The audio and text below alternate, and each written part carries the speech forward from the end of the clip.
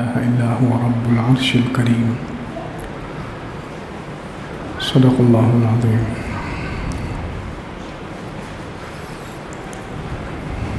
اللهم صل على سيدنا محمد وعلى آل سيدنا محمد وبارك وسلم. اللهم صل على سيدنا محمد وعلى آل سيدنا محمد وبارك وسلم. اللهم صل على سيدنا محمد وعلى آل سيدنا محمد وبارك وسلم. بزرگان محترم، اللہ تعالیٰ کے مبارک ناموں کا سلسلہ الحمدللہ چل رہا ہے. اللہ تعالیٰ کا جو ذاتی نام ہے اللہ، اس کے بارے میں پچھلے ہفتے بتایا گیا تھا. اب اللہ تعالیٰ کا ایک اور نام ہے الملک. الملک قرآن پاک میں بھی کئی جگہ اللہ تعالیٰ نے استعمال فرمایا، جس کا معنی ہے بادشاہت، بادشاہ. یا بعض علماء نے اس کا مطلب بیان کیا ہے کہ الملک وہ ذات ہے جو ہر موجود سے مستغنی اور بے نیاز ہو. دنیا میں جتنی چیزیں ہیں وہ سب سے بے نیاز ہو، یعنی اس کو کسی کی حاجت نہ ہو. تو یہ اللہ رب العزت کا مبارک نام ہے الملک. قرآن پاک میں ایک جگہ فرمایا فتعال اللہ الملک الحق. اللہ کی ذات بلند ہے جو الملک اور الحق ہے. دو جگہ اس طریقے کی آیت ہے، 16ویں پارے میں بھی ہے، 18ویں پارے میں بھی ہے. فتعال اللہ الملک الحق، بلند ہے، اونچی ذات ہے اللہ کی جو ملک ہے، بادشاہ بھی ہے اور حق ہے. اسی طرح سورہ جمعہ شروع ہوتا ہے، اس میں اللہ رب العزت نے پہلی آیت میں 4 نام ذکر فرمائے. یسبح للہ ما فی السماوات و ما فی الارض الملک القدوس العزیز الحکیم، کہ اللہ رب العزت کی تسبیح اور پاکی بیان کرتی ہیں وہ چیزیں جو آسمانوں میں ہیں اور جو زمین میں ہیں. اور اللہ کی ذات ایسی ہے جو الملک بادشاہ ہے، القدوس پاکیزہ ہے، العزیز غالب ہے، الحکیم حکمت والا ہے. یہ اللہ تعالیٰ کے نام جہاں بھی ذکر کیے جاتے ہیں تو آگے پیچھے اس کی مناسبت ہوتی ہے، اس کا ربط اور تعلق ہوتا ہے آیتوں سے. اب یہ سورہ جمعہ کے شروع میں اللہ رب العزت نے یہ 4 نام اپنے ذکر فرمائے ہیں، بادشاہ، الملک، القدوس، العزیز، الحکیم. کیونکہ آگے جو سورہ جمعہ میں اللہ تعالیٰ نے مضمون بیان کیا ہے، حضور پاک صلی اللہ علیہ وسلم کو نبی بنا کر بھیجے جانے کا مضمون ہے. هو الذی بعث فی الامیین رسولا منہم یتلو علیہم آیاتی. وہی ذات ہے، وہی اللہ ہے جس نے امی یعنی ان پڑھ لوگوں میں، یعنی عربوں میں نبی بنا کر بھیجا. تو یہ عربوں میں نبی کو، ان پڑھ لوگوں میں نبی کو بھیجنا، پہلے یہودیوں میں نبوت چلی آ رہی تھی. حضرت یعقوب علیہ السلام کے اولاد میں ہزاروں نبی آئے، لیکن آخری نبی کو اللہ رب العزت نے ان سے ہٹا کر، یہودیوں سے اور حضرت یعقوب علیہ السلام کے اولاد سے ہٹا کر حضرت اسماعیل علیہ السلام کے اولاد میں نبی بھیج دیا. یہ اللہ تعالیٰ نے اشارہ کیا میں بادشاہ ہوں، میں جو چاہے کر سکتا ہوں. اسی طرح یہودیوں کی بادشاہت اور یہودیوں کا دنیا میں سکہ چلتا تھا، یہودی حق پر سمجھے جاتے تھے. اب ان کی جگہ پر عربوں کو اور مسلمانوں کو اللہ رب العزت نے غلبہ دے دیا، اور اب دنیا میں جو حق مذہب رہے گا وہ عربوں کا اور مسلمانوں کا رہے گا. تو یہ کس نے کیا؟ الملک، بادشاہ نے. وہ بادشاہ ہے، وہ جو چاہے کر سکتا ہے. اس نے جمعے کے دن کو فضیلت دی. آگے اسی سورہ جمعہ میں جمعے کا تذکرہ ہے اور جمعے کے دن عبادت کرنے کا ذکر ہے. یا ایھا الذین آمنوا اذا نودی للصلاۃ من یوم الجمعہ. اے ایمان والو، جب آواز دی جائے، جب اذان دی جائے جمعے کے لیے، فسعوا الی ذکر اللہ، تو اللہ کے ذکر کی طرف تیز آؤ. وذروا البیع، تجارت کاروبار چھوڑ دو. تو اب یہ جمعے کے دن عبادت فرض کرنا، جمعے کے دن عبادت کا حکم دینا اور جمعے کو سارے دنوں کا سردار بنانا، یہ کس کا کام ہے؟ الملک، جو بادشاہ ہے اللہ، اس کا کام ہے۔ تو خیر، الملک کا معنی ہے بادشاہ۔ اللہ رب العزت نے قرآن پاک میں کئی جگہ پر اپنی بادشاہت کا، زمین اور آسمان کا میں بادشاہ ہوں، زمین اور آسمان کا میں بادشاہ ہوں، زمین اور آسمان میں جو کچھ ہے وہ میرا ہے، یہ کئی جگہ پر اللہ رب العزت نے بیان کیا ہے۔ لیکن کن کن موقعوں پر بیان کیا ہے یہ بھی بہت اہم ہے۔ کن کن موقعوں پر اللہ رب العزت نے یہ چیز بیان کی ہے، یہ بہت اہم ٹاپک ہے۔ خیر، تو ایک تو ہے مالک، ایک تو اسی میں ملک سے 3 لفظ نکلتے، ایک ہے مالک، ایک ہے ملک اور ایک ہے ملیک۔ ایک ہے مالک، مالک تو انسان بھی ہوتا ہے، مالک تو انسان بھی ہوتا ہے، گھر کا مالک، گاڑی کا مالک، زمین کا مالک، فلاں چیز کا مالک۔ تو مالک جس کے اختیارات کم ہوتے ہیں، جو ہر اعتبار سے کسی چیز کا مالک نہ ہو، وہ ہے مالک، کسی ایک چیز کا مالک ہے اور وہ بھی ایک حیثیت سے ہے، وہ ہے مالک۔ تو وہ انسان بھی ہو سکتا ہے، اس لیے انسان کو مالک کہا جاتا ہے، اور مالک کہنا شریعت میں کسی کو جائز ہے۔ لیکن اس سے آگے ہے ملک، کہ جو چیزوں کا مالک بھی ہو اور اس کا حکم بھی چلتا ہو، جو مالک بھی ہو اور اس کا حکم بھی چلتا ہو۔ تو یہ ملک بھی، دنیا کے بادشاہوں کو بھی ملک قرآن میں کہا گیا۔ حضرت یوسف علیہ السلام کے زمانے میں جو بادشاہ تھا اس کے بارے میں اللہ تعالیٰ نے فرمایا وقال الملک ائتونی بہ، وقال الملک، اس بادشاہ نے کہا کہ یوسف کو میرے پاس لاؤ۔ تو ملک کہتے ہیں جس کے پاس کوئی، جو کچھ چیزوں کا مالک ہو اور اس کا حکم چلتا ہو۔ لیکن اللہ رب العزت مالک بھی ہے، ملک بھی ہے اور ملیک، یعنی ہر چیز کا ہر اعتبار سے ہمیشہ کے لیے مالک، یہ صرف اللہ ہے۔ ہر چیز کا ہر اعتبار سے، ہر حیثیت سے، ہر زاویے سے اور ہمیشہ کے لیے جو مالک ہے وہ صرف اللہ ہے، ہر چیز کا ہر اعتبار سے اور ہمیشہ کے لیے۔ یہ چیزیں، یہ صفت کسی مخلوق میں نہیں پائی جاتی، یہ صرف اکیلے اللہ میں پائی جاتی ہے، کہ جو اللہ ہر چیز کا مالک ہے، ہر حیثیت سے ہے، ظاہر میں بھی باطن میں بھی، ہر حیثیت سے مالک ہے، ہر اعتبار سے مالک ہے اور ہمیشہ کے لیے مالک ہے۔ انسان یا دنیا کے جو لوگ مالک بنتے ہیں وہ مالک تو ہوتے ہیں لیکن وہ حقیقی نہیں ہوتے، وہ حقیقی نہیں ہوتے۔ اللہ رب العزت حقیقی مالک ہے، اللہ رب العزت حقیقی مالک ہے۔ دنیا کے جتنے بھی لوگ مالک ہوتے ہیں وہ حقیقی نہیں ہوتے، مجازی ہوتے ہیں، وہ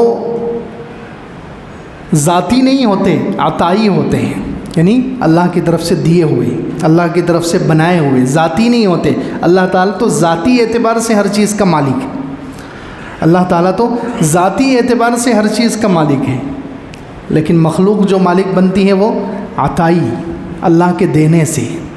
اور تیسری بات کہ جو دنیا کے جو مالک ہوتے ہیں وہ عارضی ہوتے ہیں، یعنی کچھ وقت کے لیے، اور اللہ رب العزت دائمی ہے، ہمیشہ ہر چیز کا مالک ہے، ہمیشہ ہر چیز کا مالک۔ اسی لیے قیامت کے دن اللہ رب العزت، حدیث پاک میں ہے، اللہ کے رسول صلی اللہ علیہ وسلم فرمایا کہ اللہ رب العزت زمین کو اپنے قبضے میں لیں گے، وما قدر اللہ حق قدرہ والارض جمیعا قبضتہ یوم القیامہ والسماوات مطویات بیمینہ، زمین کو اللہ اپنے قبضے میں لیں گے قیامت کے دن، اور آسمانوں کو اپنے دائیں ہاتھ میں لیں گے، اور پھر ارشاد فرمائیں گے لمن الملک اليوم، آج کس کی بادشاہت ہے؟ انا الملک، میں بادشاہ ہوں، اصل بادشاہ میں ہوں۔ این ملوک الارض، کہاں گئے زمین کے بادشاہ؟ یہ قیامت کے دن اللہ تعالیٰ فرمائے لمن الملک اليوم، آج کس کی بادشاہت ہے؟ للہ الواحد القہار، اکیلے اللہ کی جو قہار، سب پر غالب ہے، جو سب پر غالب ہے۔ تو انسان جو مالک بنتے ہیں وہ حقیقی نہیں ہوتے، مجازی ہوتے ہیں۔ اسی طرح وہ ذاتی مالک نہیں ہوتے، وہ عطائی ہوتے ہیں، اللہ کی طرف سے دیے ہوئے. اسی طرح وہ دائمی مالک نہیں ہوتے، وہ عارضی ہوتے ہیں. لیکن اللہ رب العزت ہر چیز کا مالک ہے، حقیقی اعتبار سے، ذاتی اعتبار سے اور دائمی اعتبار سے. ہمیشہ کے لیے ہر حیثیت سے اللہ رب العزت مالک ہے. انسان تو اپنے بدن کا بھی مالک نہیں ہے. انسان اگر بادشاہ بھی بن جائے تب بھی وہ اپنے بدن کا سسٹم اس کا خود کے کنٹرول میں نہیں لے سکتا. ہو بادشاہ بھی جو ہو، دنیا کا کوئی بڑے سے بڑا بادشاہ ہو، اس کی آنکھ اس کے کنٹرول میں ہوتی ہے؟ نہیں ہوتی. اس کی زبان اس کے کنٹرول میں ہوتی ہے؟ نہیں.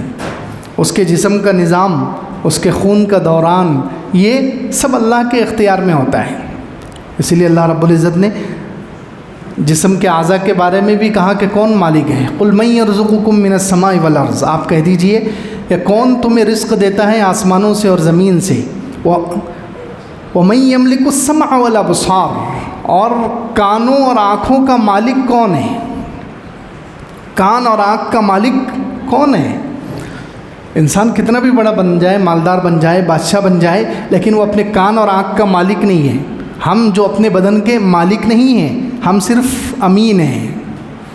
یعنی اللہ تعالیٰ نے ہمیں جسم دیا ہے، ہم اس کے نگران ہیں. ہمیں نگرانی کرنا ہے اور اس کو صحیح استعمال کرنا ہے، اس کی دیکھ ریکھ کرنا ہے.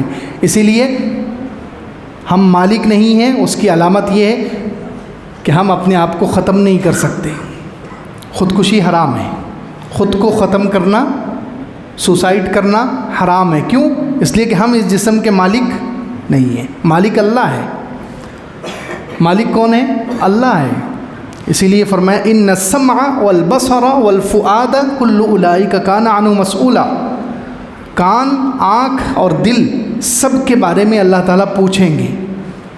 ان کو کیسے استعمال کیا، کہاں استعمال کیا، صحیح استعمال کیا یا غلط استعمال کیا. یہ اللہ تعالیٰ کیوں پوچھ رہے ہیں؟ کیونکہ وہ مالک ہے. ہم اگر مالک ہوتے تو کوئی پوچھتا ہم سے؟ نہیں. ہم مالک نہیں ہیں. ہمیں تو دیا گیا ہے استعمال کے لیے، ہمیں استعمال کے لیے دیا گیا ہے. تو خیر، انسان کسی بھی چیز کا مالک ہے تو وہ عارضی اعتبار سے ہے، لیکن اللہ رب العزت حقیقی، ذاتی اور دائمی، ہمیشہ کے لیے وہ چیزوں کا مالک ہے. مالک الملک، وہ بادشاہتوں کا بھی مالک ہے. جس کو بادشاہ تؤتی الملک من تشاء وتنزع الملک ممن تشاء، جس کو چاہتا ہے بادشاہت دیتا ہے، جس سے چاہتا ہے چھین لیتا ہے. بادشاہتوں کا بھی مالک ہے. کس کو بادشاہت دینی ہے، کس کو کرسی پر بٹھانا ہے، کس کو اتارنا ہے، کس کو کس علاقے کا گورنر یا وزیر بنانا ہے، یہ سب اللہ رب العزت کے اختیار میں ہے. ہارون رشید بادشاہ، جو مشہور عباسی بادشاہ گزرے ہیں، ہارون رشید رحمۃ اللہ علیہ، وہ قرآن پڑھ رہے تھے. ایک مرتبہ قرآن پڑھتے ہوئے انہوں نے 25ویں پارے میں وہ فرعون کے بارے میں جو آیتی ہے وہاں سے گزرے. وہ الیس لی ملک مصر وہذہ الانہار تجری من تحتی، کیا میرے پاس، فرعون کہتا تھا، کیا میرے پاس مصر کی بادشاہت نہیں ہے اور میرے نیچے سے یہ نہریں بہتی ہے؟ تو ہارون رشید بادشاہ یہ آیت پڑھتے پڑھتے رک گئے اور قرآن بند کیا. انہوں نے اپنے حاجب کو، دربان کو بلایا اور اس سے کہا کہ جاؤ ہمارے بغداد میں تھے وہ، تو بغداد میں جو سب سے زیادہ ذلیل آدمی ہے، سب سے زیادہ حقیر، سب سے زیادہ غریب، فقیر، اس کو لے کر آؤ. جو سب سے زیادہ غریب ہو، سب سے زیادہ حقیر ہو، سب سے زیادہ ذلیل ہو، ایسے آدمی کو لے کر آؤ. تو وہ دربان جو تھے اور ہارون رشید کی فوجی سب تلاش میں نکل گئے کہ بغداد سے سب سے غریب آدمی کو لانا ہے، بادشاہ نے حکم دیا ہے. اب وہ کھنڈروں میں چلے گئے، پورا بغداد چھانا انہوں نے، کوئی ایسا آدمی نہیں ملا. تو ایک کھنڈر میں چلے گئے، کھنڈر تھا پرانے زمانے کا، اور کھنڈروں میں چلے گئے. وہاں ایک آدمی تھا جو سو رہا تھا. اس کے آس پاس سارے کتے بیٹھے ہوئے تھے. یعنی وہ کتوں کو پالتا تھا اور بس وہی اس کا مشغلہ تھا، کتوں کے ساتھ رہنا، دن رات ان کو کھلانا پلانا اور ان کے ساتھ رہنا اس کا مشغلہ تھا. تو جب بادشاہ کے لوگوں نے دیکھا کہ یہ ہے، تو یہی نظر آ رہا ہے، پھٹے پرانے کپڑے ہیں اور کتوں کے ساتھ زندگی گزار رہا ہے، یہی سب سے زیادہ حقیر فقیر ذلیل انسان نظر آ رہا ہے، اس کو لے کر آئے۔ بادشاہ ہارون رشید کے پاس جب لے کر ہارون رشید نے پوچھا کہ ہم تجھے کسی جگہ کا گورنر بنانا چاہتے ہیں، تم تیار ہو؟ کسی جگہ کا گورنر بنانا چاہتے ہیں، تیار ہو؟ تو اس نے کہا اگر آپ مناسب سمجھے تو بنا دیں، میں پوری کوشش کروں گا اس کا حق ادا کرنے کی، اس کا حق ادا کرنے کی پوری کوشش کروں گا، آپ مجھے۔ تو ہارون رشید بادشاہ نے اس کو مصر کا گورنر بنا دیا۔ مصر بھی ان کے انڈر میں تھا، مصر ملک بھی خلیفہ ہارون رشید کے انڈر میں تھا، تو اس کو مصر کا گورنر بنا دیا اور کہا کہ چلو اس کے لیے کپڑوں کا، سواریوں کا، خوبصورت لباس، پیسے سب دے دو اس کو۔ اچھے سے اچھے کپڑے پہنائے گئے، اچھی سے اچھی سواری لائی گئی، اور اس کے آگے پیچھے نوکر غلاموں کی لائن لگ گئی، اور خوب مال و دولت دیا گیا اس کو، اور کہا کہ جاؤ تم مصر میں حکومت کرو۔ کسی نے پوچھا کہ آپ نے یہ کیا کر دیا؟ ایک ذلیل انسان، ایک حقیر فقیر جو کیسی زندگی گزار رہا تھا، اس کو بلا کر آپ نے مصر کا گورنر بنا دیا۔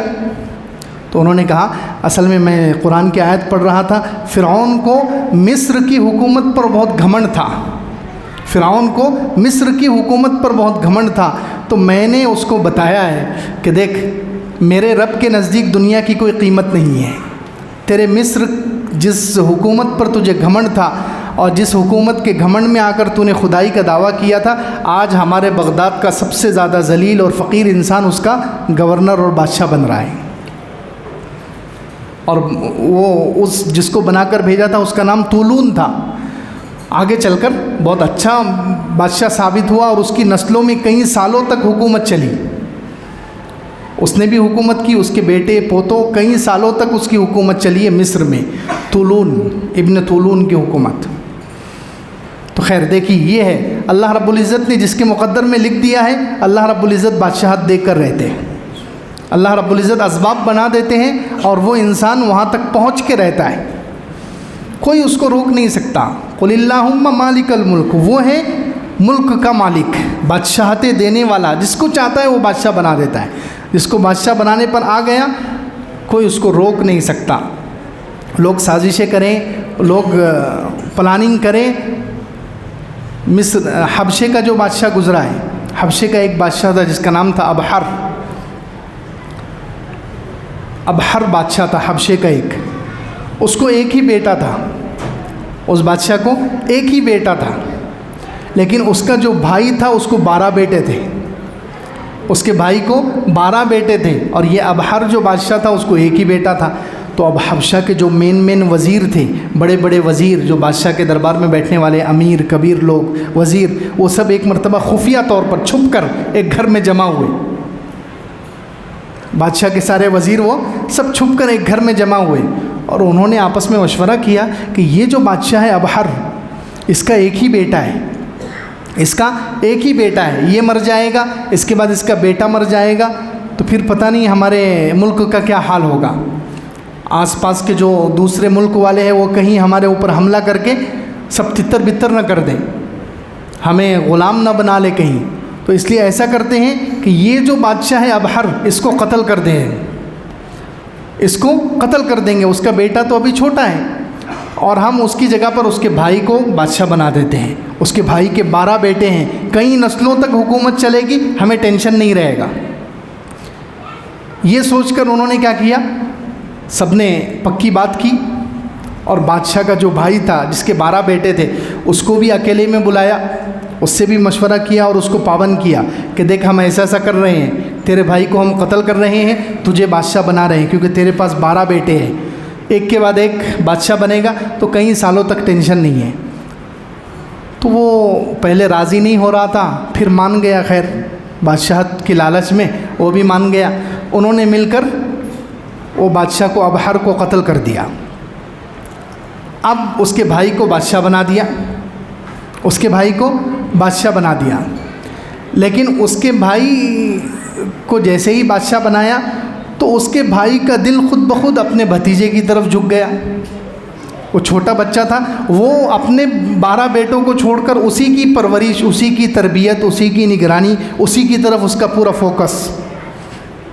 اللہ تعالیٰ اسباب بناتے ہیں نا، بادشاہت دینے والا کون ہے؟ اللہ ہے۔ جس کو اللہ بادشاہ بنانا چاہے اس کو کوئی روک نہیں سکتا۔ دیکھو اسباب کیسے بنتے ہیں۔ اب وہ جیسے ہی بادشاہ بنا، اس نے اپنے 12 بیٹوں کو دیکھنا چھوڑ دیا، وہ ایک جو بھتیجا تھا اس پر اس کی پوری توجہ، اس نے اچھی پڑھائی لکھائی، اس کی فوجی ٹریننگ، ہر اعتبار سے اس کو تیار کرنا شروع کیا، اسی سے مشورہ لینا، اسی کے فیصلے پر عمل کرنا، اسی کی رائے ماننا۔ اپنے بیٹوں کو اس نے چھوڑ دیا۔ اب یہ جو اس کا بھتیجا تھا یہ بھی جوان ہو گیا، اس کا نام تھا اسحمہ، اس کا نام تھا ابہر بادشاہ کا بیٹا جس کا نام تھا اسحمہ، وہ چھوٹے سے وہ جوان ہو گیا۔ اب یہ جو بڑے بڑے وزیر تھے جنہوں نے پہلے بادشاہ کو قتل کیا تھا ابہر کو، وہ پھر ایک مرتبہ جمع ہوئے اور انہوں نے آپس میں خفیہ پلان بنایا کہ یہ کیا ہو رہا ہے، ہم نے تو اب ہر بادشاہ کو قتل کر دیا تاکہ اس کو اور اس کے بیٹے کو راستے سے ہٹائیں، لیکن اب یہ جس کو ہم نے بادشاہ بنایا ہے یہ اپنے 12 بیٹوں کو چھوڑ کر یہ اپنے بھتیجے کی پرورش میں لگا ہوا ہے، بھتیجے پر زیادہ زور دے رہا ہے، اس کی ٹریننگ کر رہا ہے، اس کی تربیت کر رہا ہے، اسی سے مشورہ لیتا ہے، اسی کی بات مانتا ہے۔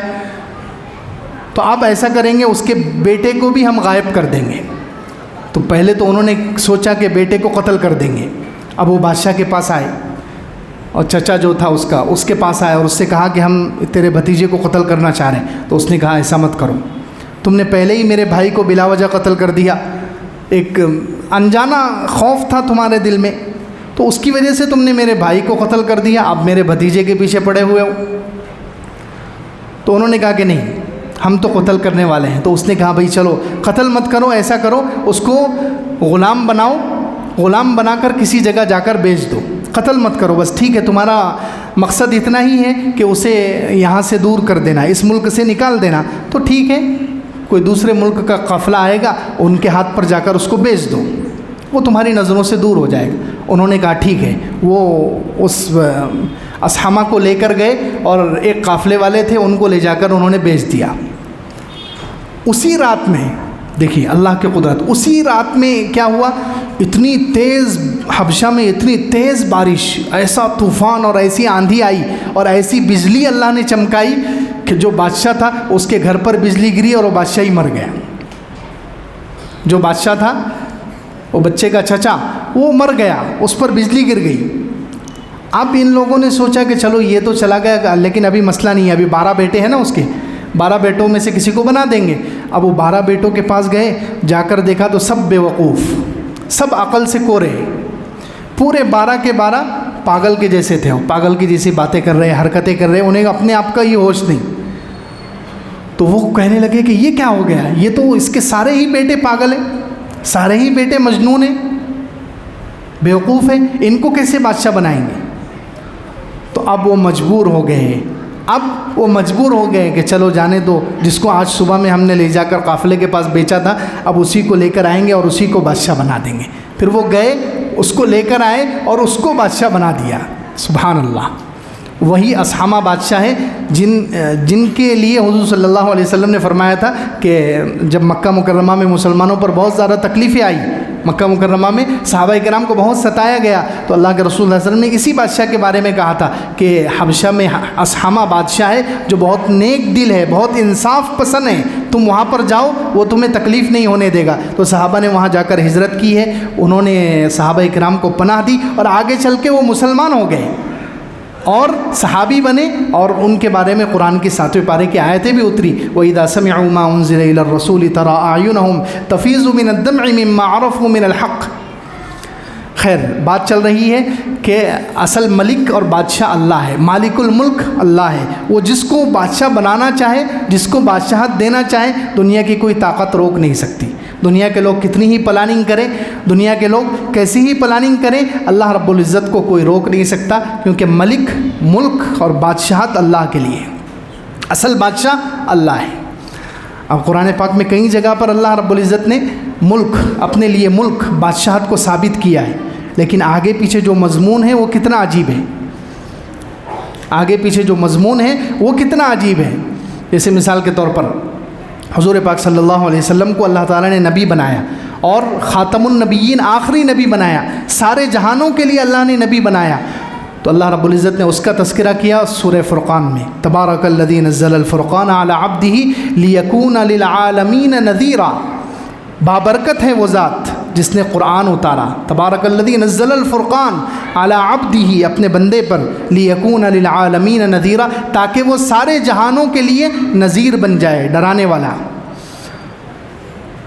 اور کس نے اس نبی کو بنایا ہے، کس نے ایسے نبی کو پیدا کیا اور کس نے ایسے نبی کو وجود دیا اور کس نے سارے جہان کے لیے حضور پاک صلی اللہ علیہ وسلم کو نبی بنایا؟ الذی لہ ملک السماوات والارض، اس نے جس کے لیے آسمان اور زمین کی بادشاہت ہے۔ دیکھیے کیسا بادشاہ ہے وہ کہ جس نے حضور اقدس صلی اللہ علیہ وسلم جیسا نبی دنیا کو دیا ہے، انسانیت کو ایسا نبی دیا ہے، کس نے؟ جس کے ہاتھ میں اختیارات ہیں۔